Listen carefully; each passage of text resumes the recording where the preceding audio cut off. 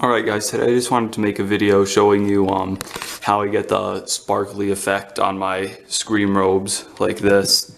I know this obviously isn't a robe, this is just a bust, but I don't have any robes that use this pattern anymore because I traded it with Ghostface Kid 101. I actually have improved it since I traded that robe. It just looks a little better, not that different, but definitely a little better. And you know, in all my videos where you see this pattern, I say I use a certain technique with spray paint, but I never really explain that well because it's hard to explain verbally. So I'm going to show you today. I have fabric hanging here. It is easier if you have it hanging, I'll say that. Just because the can doesn't get runny as quickly. So I use metallic silver spray paint, and you do need the any angle spray can so it has this tip on it, because I tried doing it with this once. It's the same spray paint, same company, everything. It just has a different nozzle, and this nozzle doesn't work. If the silver paint you have has this nozzle, then you won't be able to do it. You do need this one.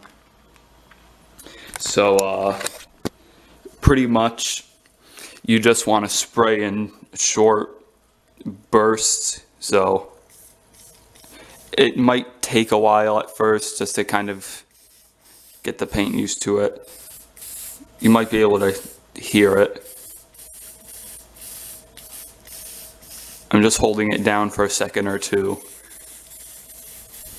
and just moving it around like this and spraying it all over. Now, you will eventually, you should do it pretty often, need to wipe down the nozzle because you can see it's getting really runny. And if I hold it down, eventually it'll drip.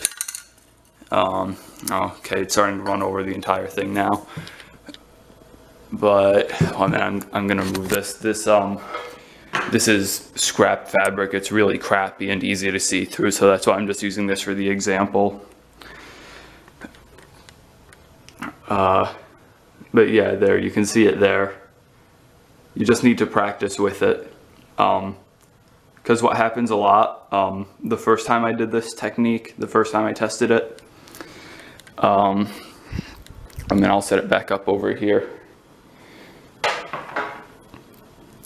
What will happen a lot if you're doing this, like just starting it, you'll accidentally get too close to the fabric or hold it down for too long. And then when you do that, you have a big splotch of paint like this. That happened a couple times on my first robe that I did this with. But if you just keep practicing, then you'll get it looking like this. I really like it on here. I prefer mine a little more pronounced just because it shows up easier on camera. And in person it looks pretty good too. So yeah, the battery's about to die, so I'll try and wrap it up.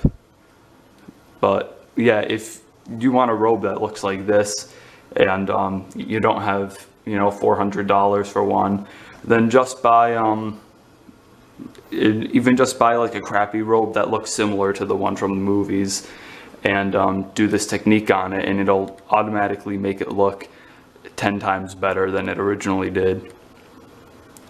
So yeah, I might eventually make a video on how to kind of make a better robe than a licensed Funworld one, but still not like really high quality like a Public Enemy Studios one, so it's still inexpensive but accurate at the same time. And of course I'll be using this technique to give it the sparkly effect.